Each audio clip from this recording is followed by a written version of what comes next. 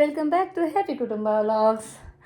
ಇವತ್ತು ನೋಡ್ಬೋದು ಈಗ ಟೈಮ್ 4:10 ಆಗಿದೆ. ಈಗ ವ್ಲಾಗನ್ನು ಸ್ಟಾರ್ಟ್ ಮಾಡ್ತಾಯಿದ್ದೀನಿ. ಬೆಳಿಗ್ಗೆ ಯಾಕೋ ಸುಸ್ತು ಅನಿಸ್ತು, ಮಲಗಿಬಿಟ್ಟಿದ್ದೆ. ನಮ್ಮ ಮನೆಯವರು ಮತ್ತು ಸಮೃದ್ಧಿ ಇಬ್ಬರೇ ಇದು ಯಾಕಂದರೆ ತಿಂಡಿ ಎಲ್ಲ ಮುಗಿಸಿ ಮಲಗಿದ್ದೆ. ಯಾಕೋ ಗೊತ್ತಿಲ್ಲ, ತುಂಬ ಬಾಡಿ ಟಯರ್ಡ್ ಅಂತ ಅನಿಸ್ತಾಯಿತ್ತು. ಬಂದಾಗಿಂದ ಮೊನ್ನೆಯಿಂದ ಫುಲ್ ಕೆಲಸ ಕ್ಲೀನಿಂಗು ಅಂತ ಫುಲ್ ಬ್ಯುಸಿ ಆಗಿಬಿಟ್ಟಿದ್ವಿ. ಹಾಗಾಗಿ ಯಾಕೋ ಬಾಡಿಗೆ ಸ್ವಲ್ಪ ರೆಸ್ಟ್ ಬೇಕಂತ ಅನಿಸ್ತು. ಬೆಳಗ್ಗೆ ಮಲಗಿದ್ದು ನಾನು ಅಂದರೆ ಮಕ್ಕಳ ಬಾಣಂತನ ಇದೆಲ್ಲ ಮುಗಿದ ನಂತರ ಇದೇ ಫಸ್ಟು. ಗೊತ್ತಿಲ್ಲ, ಕೆಲವೊಮ್ಮೆ ಬಾಡಿ ಸಪೋರ್ಟ್ ಮಾಡಲ್ಲ ಅಂತ ಏನು ಮಾಡೋಕ್ಕಾಗಲ್ಲ. ಸಮರ್ಥ ಕೂಡ ತಲೆನೋವು ಅಂತ ಮಲಗಿಬಿಟ್ಟ.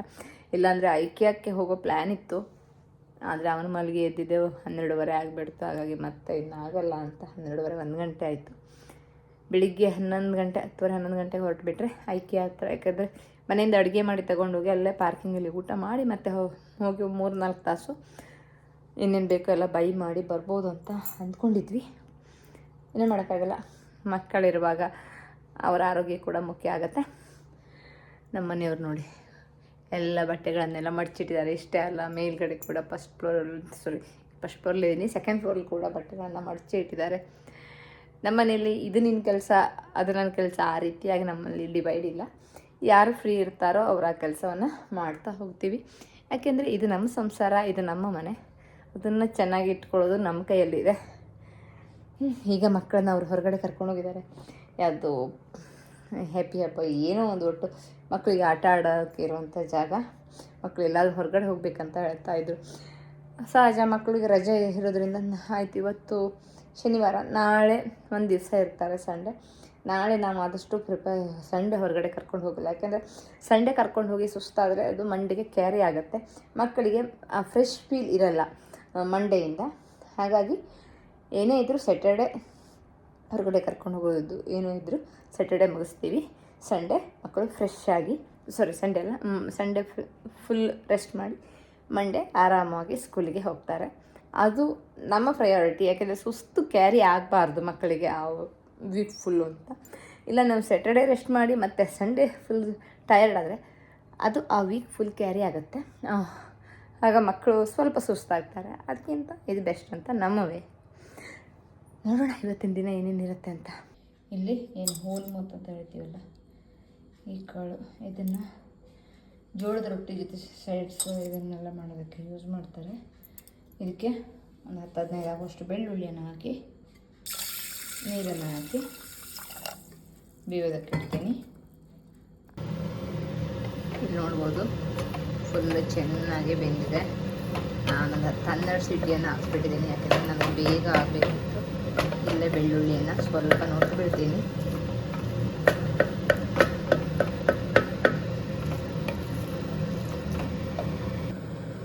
ಸ್ವಲ್ಪ ನೀರನ್ನು ಹಾಕೋತಾ ಇದ್ದೀನಿ. ನಾನೀಗ ಫಸ್ಟ್ ಇದ್ರ ಸಾರು ಮಾಡೋದು ಅಂತ ಪ್ಲ್ಯಾನ್ ಮಾಡ್ಕೊಂಡಿದ್ದೆ, ಆದರೆ ಚಪಾತಿ ಮಾಡೋದ್ರಿಂದ ಸ್ವಲ್ಪ ತಿಕ್ಕಬೇಕು.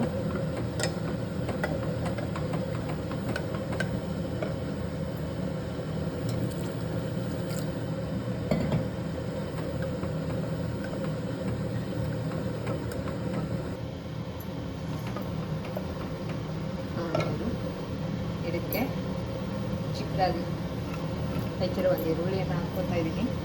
ಈರುಳ್ಳಿಯನ್ನು ಬೇಯಿಸೋದು ಕೂಡ ಹಾಕ್ಬೋದು, ಆದರೆ ನನಗೆ ಇಷ್ಟ ಇಲ್ಲ, ತುಂಬ ಬೆಂದೋಗ್ಬಿಡುತ್ತೆ. ಅದಕ್ಕೋಸ್ಕರ ಬೇಯಿಸಿದ ನಂತರ ಹಾಕ್ತಾ ಇದ್ದೀನಿ. ಒಂದು ಮೀಡಿಯಮ್ ಸೈಜ್ ಈರುಳ್ಳಿಯನ್ನು ತಗೊಂಡಿದ್ದೀನಿ. ಅರ್ಧ ಬೌಲಷ್ಟು ಕಾಳನ್ನು ಹಾಕ್ಕೊಂಡಿರುವಂಥದ್ದು.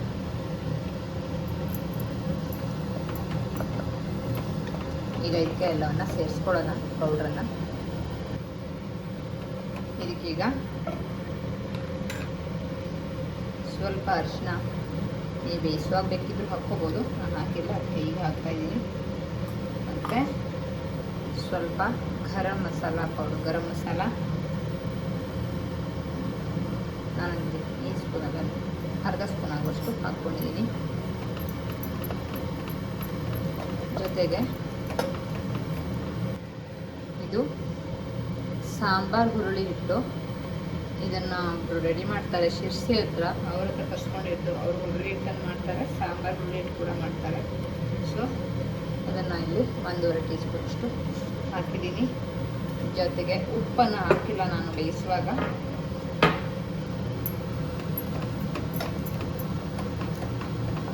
ಇದಕ್ಕೆ ಇನ್ನು ಒಂದು ಸ್ವಲ್ಪ ನೀರು ಬೇಕಿದ್ರೆ ಹಾಕ್ಕೋಬೋದು. ರುಚಿಗೆ ತಕ್ಕಷ್ಟು ಉಪ್ಪು, ಇದು ಸಾಣಿ ಕಟ್ಟ ಉಪ್ಪು, ಜೊತೆಗೆ ಹುಣಸೆ ಹಣ್ಣಿನ ರಸ 1 ಟೀ ಸ್ಪೂನ್ ಆಗುವಷ್ಟು ಅಷ್ಟೇ.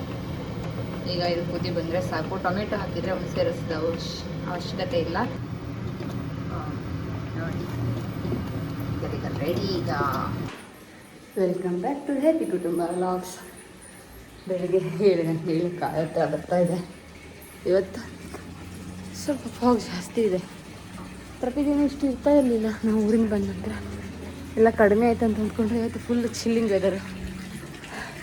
ಟೆರೆಸ್ಸಿಗೆ ಬಂದ ಊರಿಂದ ಬಂದಾಗಿದ್ದ ನಾಳೆ ತೊಗೊಳ್ಳೋಣ ಟೆರೆಸನ್ನು ಅಂದ್ಕೋತಾನೆ ದಿನ ಮುಂದೂಡ್ತಾ ಇದ್ದೆ. ಇವತ್ತು ಯಾಕೋ ಅಲ್ಲಿ ಒಳಗೆ ಹಾಕಿರೋ ಮ್ಯಾಟ್ ನೋಡಿದರೆ ಇನ್ನು ಸಾಧ್ಯ ಅನಿಸ್ಬಿಡ್ತು.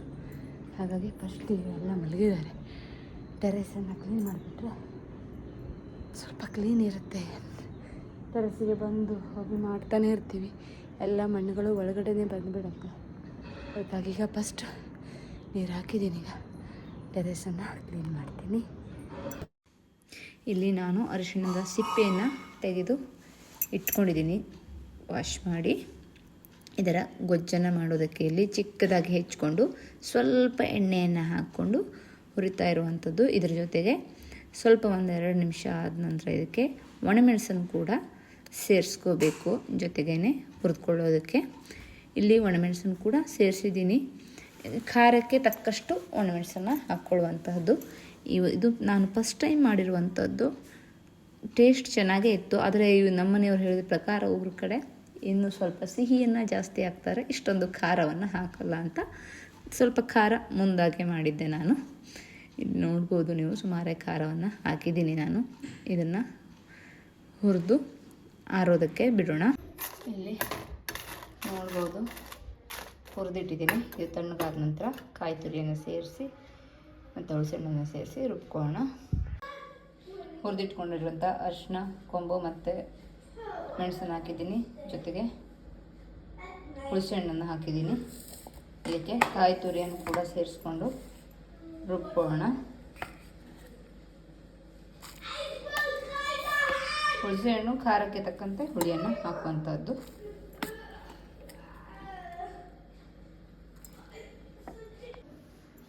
ಉಪ್ಪನ್ನು ಕೂಡ ಸೇರಿಸ್ಕೊಂಡಿದ್ದೀನಿ. ಈಗ ಸ್ವಲ್ಪ ನೀರನ್ನು ಸೇರಿಸಿ ರುಬ್ಕೊಳ್ಳೋಣ.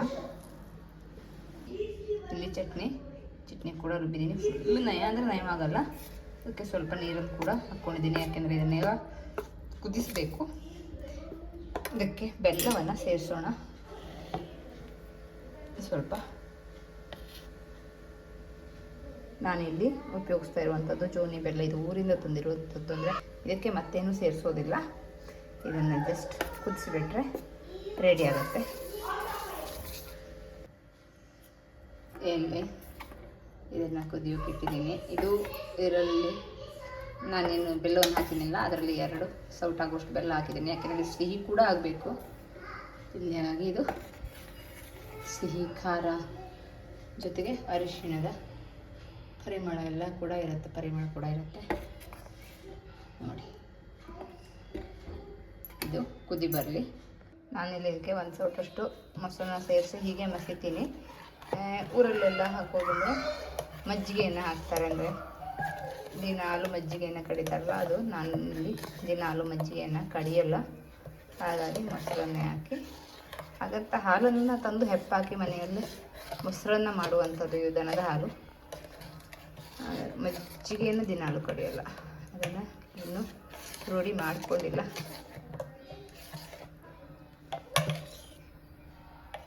ನೋಡಿ, ತಂಬಳಿ ಈ ಕನ್ಸಿಸ್ಟೆನ್ಸಿ ಇರಬೇಕಾಗತ್ತೆ. ತಂಬಳಿ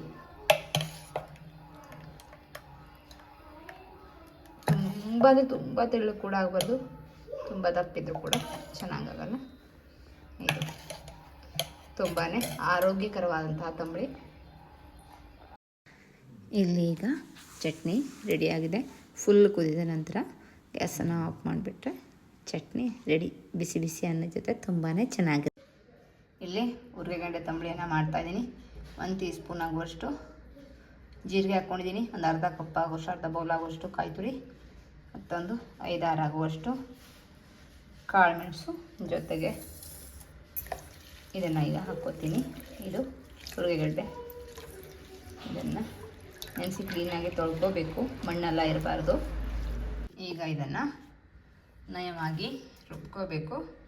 ನಾನು ಉಪ್ಪನ್ನು ಕೂಡ ಸೇರಿಸ್ಬಿಡ್ತೀನಿ, ಯಾಕೆಂದರೆ ಇದು ಸಾಣಿ ಕಟ್ಟ ಉಪ್ಪಾಗಿರೋದ್ರಿಂದ ಕಲ್ಲು ಉಪ್ಪು ಇದು ಚೆನ್ನಾಗಿ ರುಬ್ಕೊಂಡ್ಬಿಡುತ್ತೆ. ಇಲ್ಲ ಕೆಳಗಡೆ ಕುತ್ಕೊಂಡ್ಬಿಟ್ರೆ ಮತ್ತೆ ಇದಾಗತ್ತೆ. ಅದಕ್ಕೋಸ್ಕರ ಇಲ್ಲಿ ತಂಬಳಿಗೆ ರುಬ್ಬಿಟ್ಕೊಂಡಿದ್ದೀನಿ. ತಂಬಳಿಗೆ ಕೂಡ ಬೆಲ್ಲವನ್ನು ಹಾಕ್ತೀವಿ ನಾವು, ಒಂದೆರಡು ತಂಬಳಿಗೆ. ಇದಕ್ಕೂ ಕೂಡ ಬೆಲ್ಲವನ್ನು ಸೇರಿಸಿ ತಂಬಳಿಗೆ ಇನ್ನು ಮಜ್ಜಿಗೆಯನ್ನು ಸೇರಿಸೋಣ. ನಾನಿಲ್ಲಿ ಇದಕ್ಕೆ ಒಂದು ಸ್ವಲ್ಪಷ್ಟು ಮೊಸರನ್ನ ಸೇರಿಸಿ ಹೀಗೆ ಮಸಿತೀನಿ. ಊರಲ್ಲೆಲ್ಲ ಹಾಕೋದಂದರೆ ಮಜ್ಜಿಗೆಯನ್ನು ಹಾಕ್ತಾರೆ, ಅಂದರೆ ದಿನಾಲು ಮಜ್ಜಿಗೆಯನ್ನು ಕಡಿತಾರಲ್ಲ ಅದು. ನಾನು ಇಲ್ಲಿ ದಿನಾಲು ಮಜ್ಜಿಗೆಯನ್ನು ಕಡಿಯಲ್ಲ, ಹಾಗಾಗಿ ಮೊಸರನ್ನೇ ಹಾಕಿ ಹಾಗಂತ ಹಾಲನ್ನು ತಂದು ಹೆಪ್ಪಾಕಿ ಮನೆಯಲ್ಲಿ ಮೊಸರನ್ನ ಮಾಡುವಂಥದ್ದು ಇದು ದನದ ಹಾಲು. ಮಜ್ಜಿಗೆಯನ್ನು ದಿನಾಲು ಕಡಿಯಲ್ಲ, ಅದನ್ನು ಇನ್ನೂ ರೂಢಿ ಮಾಡಿಕೊಂಡಿಲ್ಲ.